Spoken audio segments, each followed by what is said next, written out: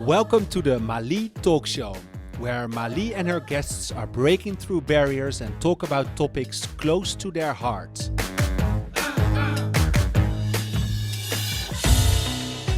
We all have this spark that makes us wake up every day and do what we do. The things that I'm doing when it comes to impact female founder, raising strong community, having a fund that invests in diverse team and female founder is a need, is not something that's nice to have.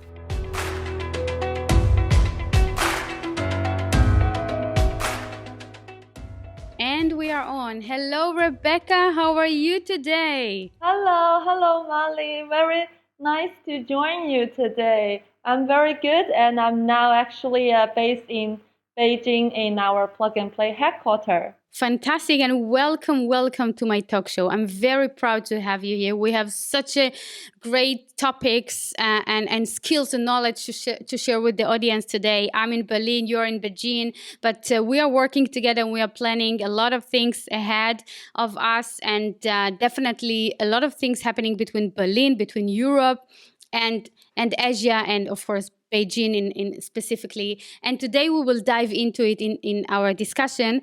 Maybe present yourself a bit, share with the audience, what are you doing in Beijing? Yeah, sure. So we do early stage investment, and we also run a lot of accelerator programs. And as cross-border manager, every year we help startups from over the world to enter the China market, help them to connect with the local Chinese venture capitals, find the right investors, find the partners and potential clients. And I think so far we have been accelerated over 200 cross-border startups already. So it's quite a lot.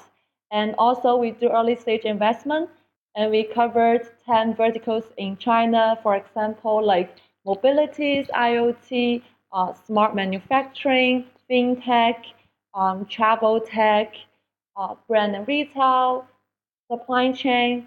So basically all different industries and areas. I think there is a lot of great opportunities here that we welcome tech companies to explore. So and our job is here to help them and to provide support and resources to them. I love it. And thanks for being open and sharing. And we will dive into who you are and your personality before that, because this is the talk show all about. Okay. So get ready. But I want to start and to say that, working in China for 8 years, I had a phenomenal relationship with China, mainly Dongguan and Hong Kong area, Shenzhen. And on the same time, I really got addicted to the culture, to the food, to the healthy part of China. I really enjoyed and learned a lot. Sometimes I'm saying like this is probably another face in myself or another person in myself that I raised during working in and with China. What can you share with us regarding the culture, what's happening in the last 5 years? Because we definitely see that China is growing, China is getting stronger when it's economically wise. What can you share with us that you see from the plug and play perspective and also from yourself? Yeah, sure. I think China, a lot of people would say, because China already had a very long history. It's an ancient country. But I would say nowadays China is still young. I feel like China is kind of like around like compare with human being. It's like 30, 35. Like it's exactly the right time to grow, and it grew really fast. I feel like everything's changing every day. We adapt to a lot of new technology, new things. Because 5 years you mentioned is a very interesting timeline. Because 5 years ago, I was actually in New York City in the United States to pursue my career and my master degree. And then I decided to come back to China in 2016. So exactly 5 years ago. I was very surprised, kind of like shocked when I fly back to my home country because I feel like everything's Wow. different from where I left. For example, when I successfully landed my new job in Beijing, I need to open my bank account. When I walk into the bank, I found that there is not much employee there, and instead there are a lot of smart machine to help me to get my bank account, card, and everything to be ready in 1 minute. So I was like, I asked the assistant, yeah, there is still one employee there. So I asked him like, I asked the girl like, is it all? Like, am I done with everything? I don't need to fill in any like paperwork. And she's like, yeah, you're done. Just take the card. Everything's good. I was really shocked. I was like, oh, interesting. Because when I in New York, we use credit cards. I thought that's already convenient enough, but I didn't know here in China. I mean, when I were back, people don't bring credit card out. Instead, they just There's use no their cell wallet phone. in China. Yeah. Yes, Exactly. I agree. Yeah, you I just agree. use cell phone for everything. Like to pay your bill, to go shopping. Even nowadays, like when I go for lunch with my colleague, we need to split the bills. It's totally quick. There is mini app in WeChat. You could just input the number. It would be split like automatically. So I feel like we're already in the digital age. like I you mean, don't need to. we all know that China is very early adopters for technology. And what I really like in China, and I'm telling this also for, the Israeli startup and definitely the German startups, that when you go to China, you have to be very ready for the high volume, for the big numbers. So even me and you, when we're talking via WeChat, and it's actually bringing everything together. It's a LinkedIn together, it's a wallet together, exactly as you mentioned. But on the same time, what can you share with us when it's touching the local markets adopting technology?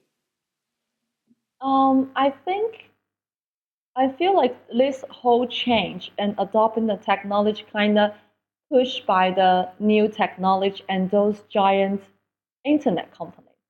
I mean, of course, 10 Mm-hmm. years ago, 15 years ago, they're also a startup. But once they grow, for this kind of new product, new technology, it spreads really fast. People might get suspicious or don't know how to use that at the beginning, like the new apps, to use cell phone to do transactions or to do business, to accept this kind of website like Alipay or to use Taobao. I think in the old days, of course, people are really used to go out shopping with friends. But then everyone now just use Taobao to buy everything.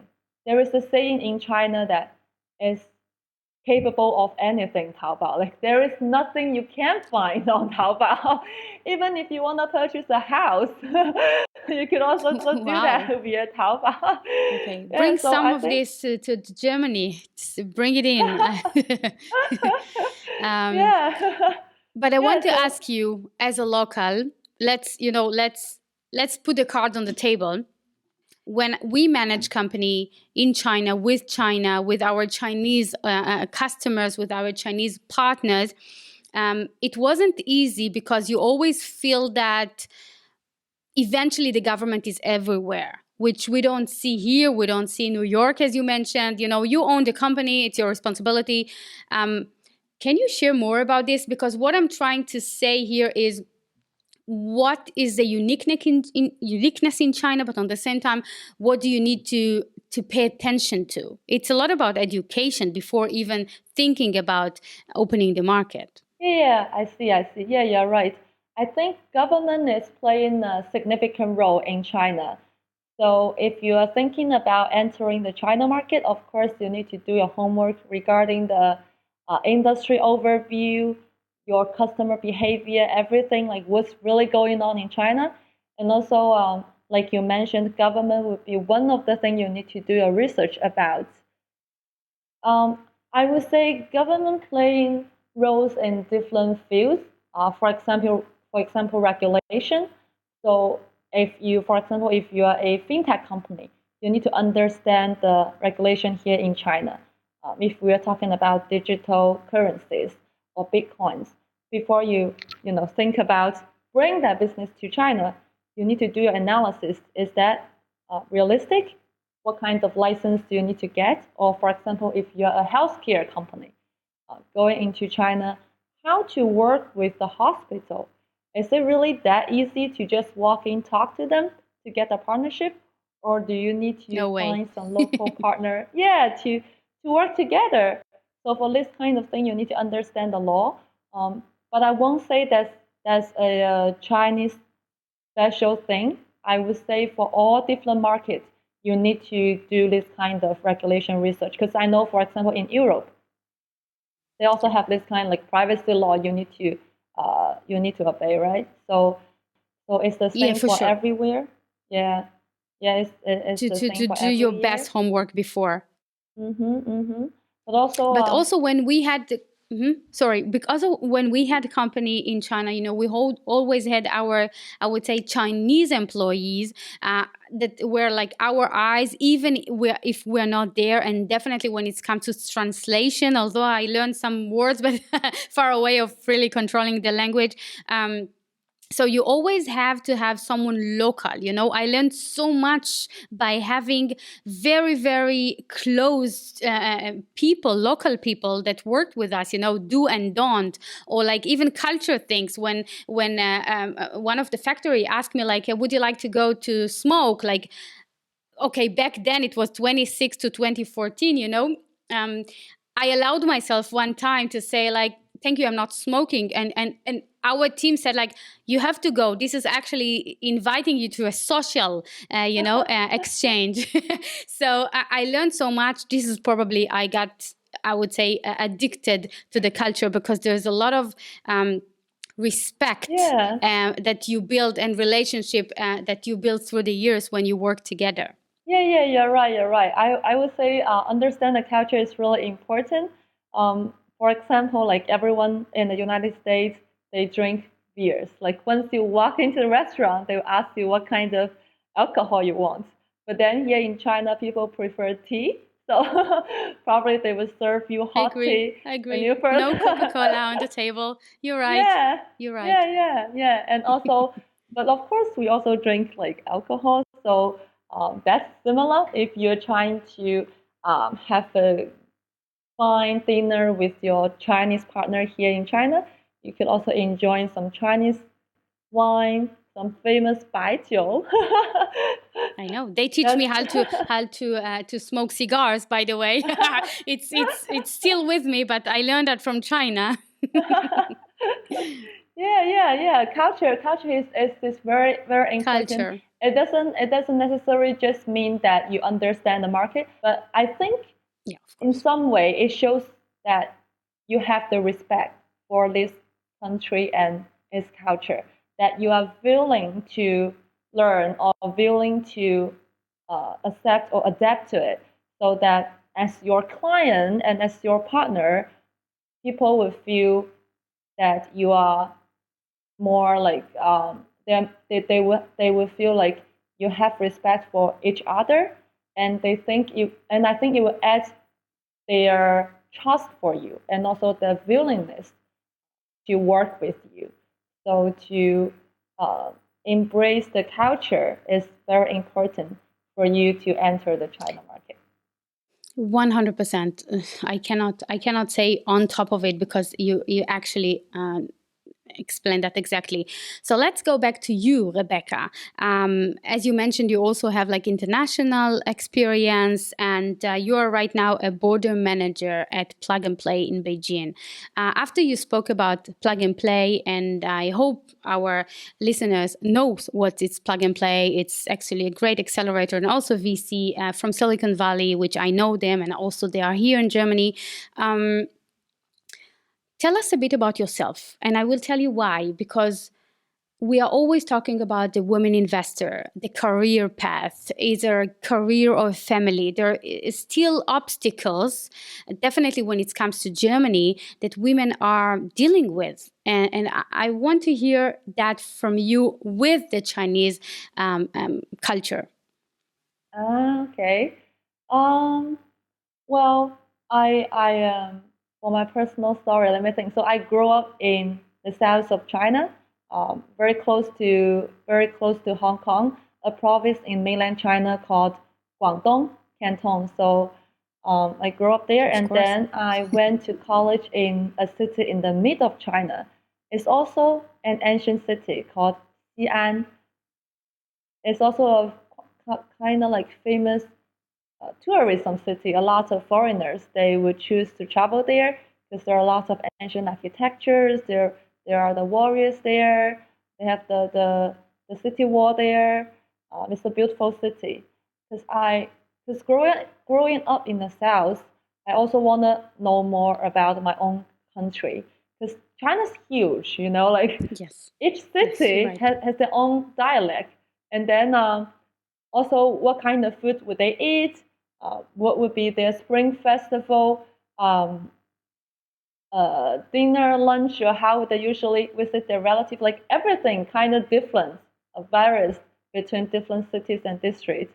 So I want to know how people view things, how people think in the north of China. So I go there for my college, and then after 4 years study, I decided to go out of China to see the world, to see how other countries are doing. So then I studied my master in New York City in Pace University.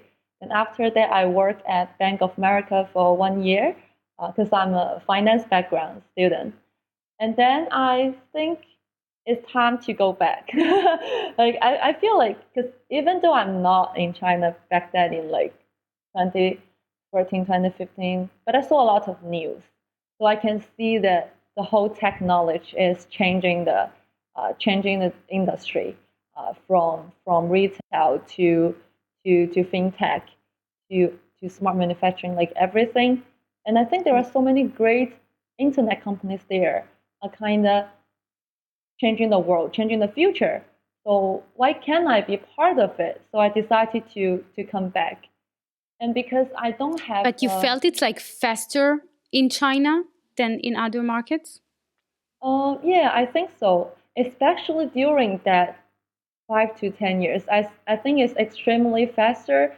Things are changing day to day, and the change is not just change on the base. I feel like there are lots of disruptive technology that you haven't seen that before, or you probably never thought of doing that before. But then people are getting used to it. So I feel like I need to be there. I need to experience it by myself. So I started to search job online, and I'm very interested in how the technology could change everything that fast and how the innovation would change people's life. So I got a job from IBM. So then I fly back to Beijing and started to work for IT company, even though without any technology background. And then I really appreciate that opportunity because I feel like I learned a lot from my IBM team. I learned a lot about how to collaborate with people from different countries, backgrounds, because our team is work especially with the Asia Pacific team. So we work together. We know how to communicate with each other under different uh, backgrounds and cultures. But they were And then, mainly American? no, Asia Pacific. So like Southeast Asia, Okay. So local people. Australia, yeah, other Okay. country, yeah. Okay. Uh, and then um, and then I think when this opportunity comes, I can get closer to innovation and technology. Got the offer and also recommended by my former colleague. So she feel like this would be a good fit for me because the company is very active now in China. Plug and Play actually entered the China market in 2015. So that's about the time they started to getting attention and get a lot of business. Growing up from a 3 to 5 people team to an actual company with 50 to 100 employees. So I joined the team that I think it would be a great opportunity to helped me to fulfill my dream, which is to be closer with the whole technology world and understand how innovation works and to contribute to the whole innovation world. So I'm very happy to join the team and got the chance to learn. So I have to tell you, Rebecca, Yeah. that things that I'm learning from listening to you is A, you're a very privileged Chinese smart lady. This is one thing. I can tell you for sure. I worked with a lot of Chinese in China. And the second thing is the hustler thing, you know? I want to learn. I want to get closer. You know what you want. You go for the goal. This is something in the culture that, I mean, right now I see it in you, but I saw it as a culture, you know? And I love it. I mean, as an Israeli, for a second, I would say, or former Israeli, it's very similar. This is why we work together so easy. I would say Chinese and Israeli. There are many Israeli startups that grew and really build a significant infrastructures already in China. But I see it from you. You know, you're talking about it. That this is exactly what it is. Like, you know what you want and you get there. And this is something for our German listeners, our European listeners also to listen, because if you have your goal and you know where you're going, or at least you know where you want to be, this is the way to reach out and to understand if this is the right things to you, if this is the right step to be a bit international. You have to go outside to be better when you're coming back. It's the right thing for everyone, I believe, and we see it in you. Yes, and I would say, like, don't be afraid of making mistakes. If you want to try different things, just go try it. It's totally fine. That's what I learned from my own experience. Like, I tried different industries, from finance to incentive to now investment and accelerator programs. I think by going through all those different experiences and careers, I learned a lot of skill sets that I could use into my next step and also my own life. Not worry too much about, like, I'm learning, for example, if you're in like mathematics major, is it really good for me to do product development? It's fine, just go do it. I believe it's the soft skills that will help you to get what you need to fit into the position. Like, if you can learn fast, then it doesn't matter if you are doing a totally new job and position. I believe you have the passion, you have the action, then you could do it right. So don't worry too much about making mistakes. Yeah. And thank you for mentioning this, don't be afraid to fail. On the same time, you're talking about the investment, because actually that was brought us together. We're both dealing with investment, building bridges between ecosystem, and eventually, I would say, make sure that we can deploy money smarter for us to smart founders out there. It doesn't matter. We don't care where they are, unless, they can show a great growth, a great, I would say, also giving back to the society, which means also sustainability, tech for good. And let's be honest and share it with our audience. We are actually tend to build not alone. We have other partners, other corporate and companies, and also the Berlin Senate is involved. We are building, let's call it a club, a network between female investor and female founder, that it's absolutely to highlight the female, but not focusing only the female, because you don't have to be the CEO. You can definitely be part of the team. And we would like to be the funnel for also European and German startup when they search or tend or dream to scale to such a big market as China, as Asia. And this is something that I would love you to give some tips to our audience, to our listeners, if they are founders. But by the way, if they are even like VC and also investors and corporates, because they need that as well. Because we always said we will start with the education before we start to do homework to penetrate new market. What are your top 3, top 5 tips? And please try to focus on the German, because we spoke about this a bit before. What they really need to focus at to get ready with, or to make sure when is the right moment for them to think about scaling to China, and of course plug and play as an investor, as an accelerator, and a door opener, and us as WLOUNGE working together can be the first step for them? Yeah, that's a very good question. I think of course, do homework is the thing you need to do before you move to the next step. And the tips I could share is that how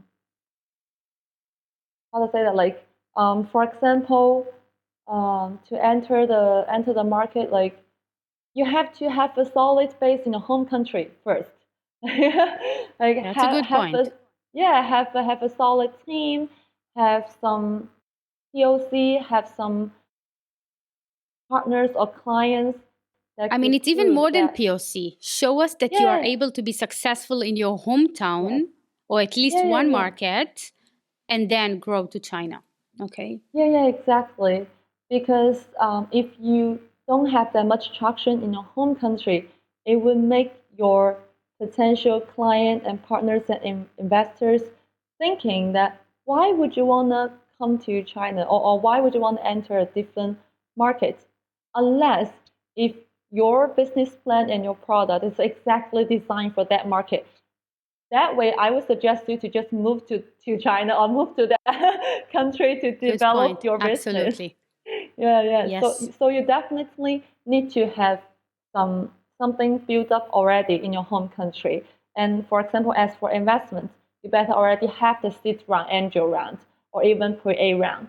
And then you Okay. have enough time, resource, and human resource to contribute into the whole expand to other country task. Because I could tell you that deep dive into a total strange or new market is not an easy thing.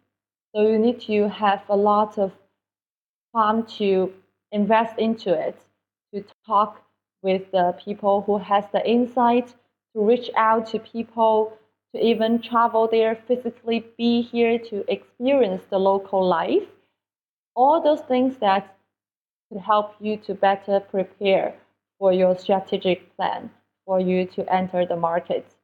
So, for example, me and Marley, Plug and Play, and WLOUNGE, we are building this kind of network that we hope that we could help you. That once you access to this kind of network, then you will be able to communicate with the people who already understand or has the insights about the market. So that could give you some more helpful information regarding your business, regarding your industry, about what's going on and what you should do maybe first before you do the registered entity thing, things like that. So I think find the local ecosystem, innovation ecosystem. Find a local partner. Find people who could help you remotely or on site to understand the market. That's very important. And I believe that's also why we are doing this. Even though you are in Germany, you won't be able to come visit China at this moment. It's fine. Reach out to us, reach out to our network, reach out to our partners. Then we could help you remotely. We could give you some suggestion, insights, or we could even show you around. So I think, yeah, to understand, I think the tip would be that really connect with the local innovation ecosystem, find some partner you could work with, to talk with, and then that could bring you more insight and help you better prepare. Yeah. Thank you so much for the tip. And let's get ready after COVID for our next joint delegation, because probably I will be on it. And I'm really, really missing the feeling, or I would say the heat in China by all meaning. You know, it's such a blend place with so many people and food and smells, and I love it, and I actually miss it. So I want to say thank you for bringing China back to my life big time. And I'm looking forward to see you in person, and I'm looking forward to our collaboration, and definitely to see you also in our Asia Berlin conference coming up October 4. And I know that you will be there with us. We will talk about the female founder and female investor angle, and how much it's important. Cross-border culture doesn't matter. This is a global, I would say, challenge that we are dealing with it together. Thank you so much, Rebecca, for sharing this with us today, and looking forward for the next one. Thanks. Thank you very much for having me here today. Bye-bye. Bye-bye, Rebecca. Bye.